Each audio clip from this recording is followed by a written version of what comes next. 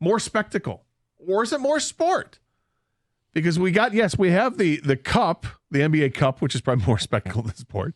We've got the Red Wings playing tonight, which Red Wing fans are going to be excited to watch that game. And it's on late night, so maybe by the time you get home after dinner or something like that, you're ready to sit down and watch some hockey.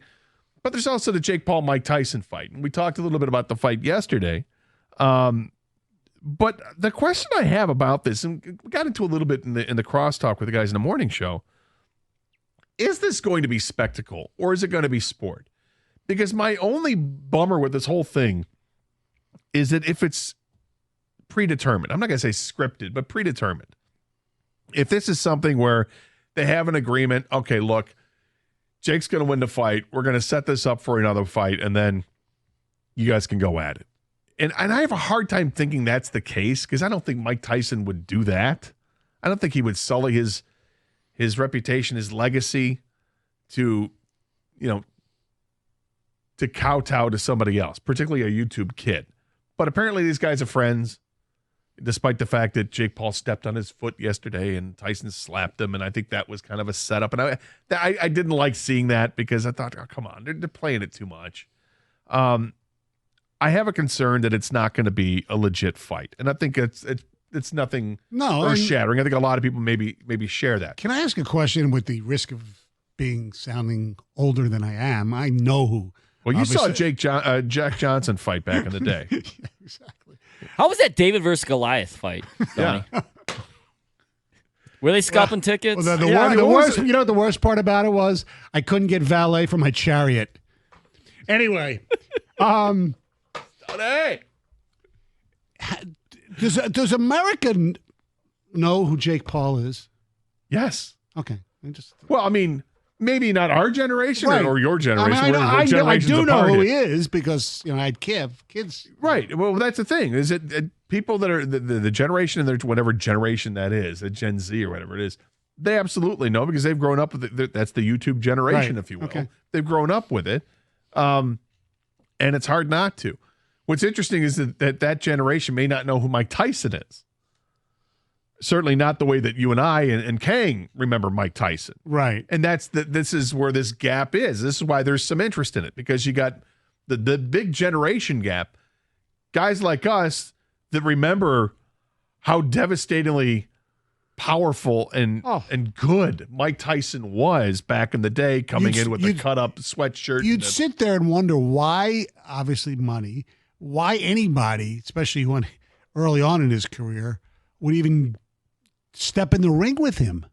Because you could get literally back in the killed. day, yeah, you risked your health. Yeah. And when he came back, when he got sent to jail, and he came back from that, and he fought Hurricane Peter McNeely, and that was done quickly. Right? I went to a pay-per-view. It was like the State Theater or something. I went to a pay-per-view. One of my friends got it, and we watched the fight. And then there was, I think Bruce Seldon was the next guy that fought him. And Bruce Seldon wanted nothing to do with Mike Tyson. Right. Bruce Seldon had this body, he had this physique of a bodybuilder, right? Mm-hmm. And he stepped into the ring, and you could tell from moment one, he was scared to death and did not want to fight Tyson. And that fight lasted nothing. And, he still had it.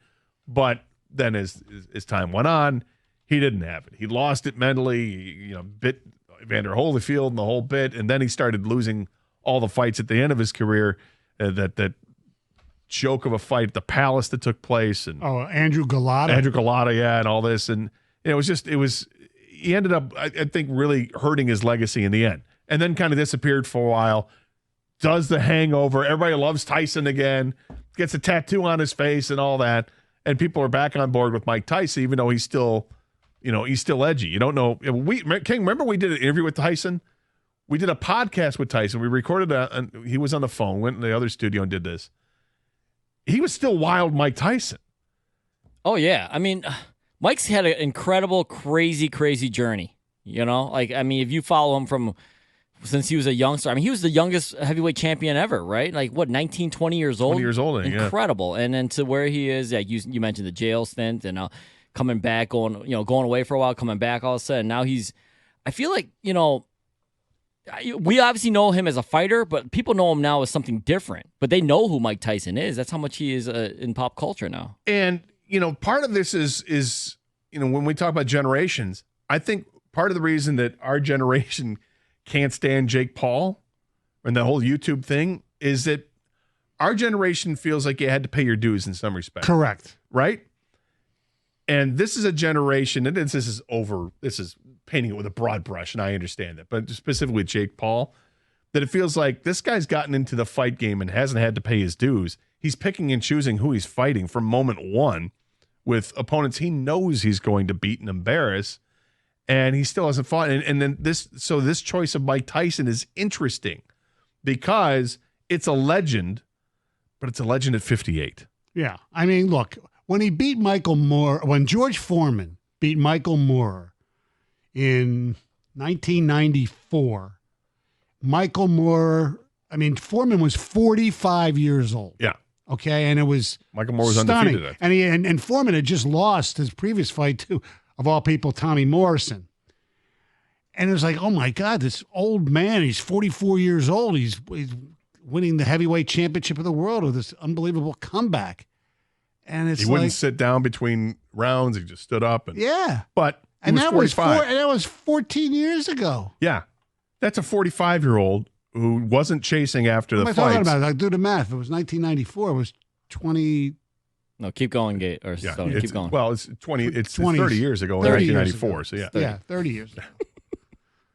Either way, but still, there's a difference between 45 and 58. There's a huge gap. There's a huge there. gap. Right. Now, but there's also the physical difference. You know, George Foreman was a much heavier fighter and he didn't have real defense. He did this weird cross thing with his punches, but he wasn't chasing after the fighters. He basically let the fight come to him, and he had such power he would just take care of you. And it was a nice story for a few years, and then it was done. Why? Right. Because he was 45.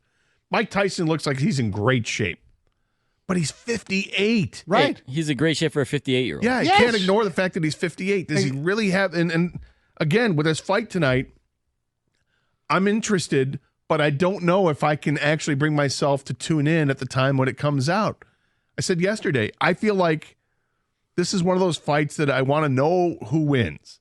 If Jake Paul wins, I don't want to watch it. You want to go in the Tyson-Paul bubble? No, it's the opposite. It's the exact opposite. I don't want to go in a bubble. I want to know who wins. Right. It is the exact opposite. And that'll determine if I'm going to watch the fight. If I hear that Tyson knocks him up, then you betcha I'm logging into my Netflix account right away.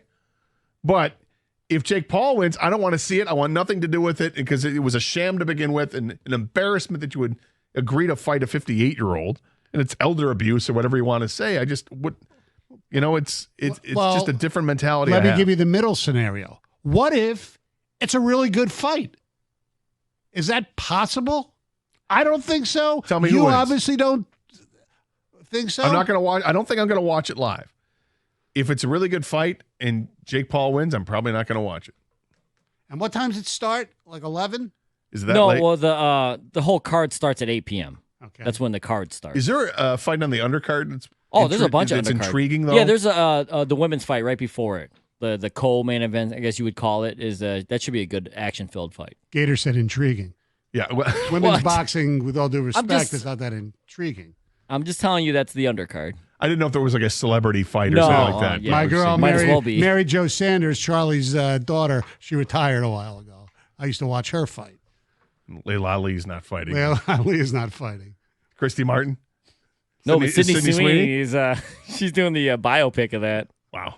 That is an amazing stretch. I know. Sydney Sweeney's so much better looking than Christy Martin. Can I say that without being did. politically it's incorrect? your opinion. Oh, I'm a misogynist because I No, said I'm one just- woman's better looking than another. I know. You think I don't think you're going to get an argument from people. No, okay. I was trying to be Sydney real- Sweeney's the it girl in Hollywood Right, right I now. And know. you got Christy Martin, who was, Yeah. female boxer back in the 90s. So not so much. 248-539-9797 is the telephone number. The Jake Paul, Mike Tyson fight tonight. Do you think it's going to be spectacle or do you think it's going to be sport? Are you going to tune in and why or why not?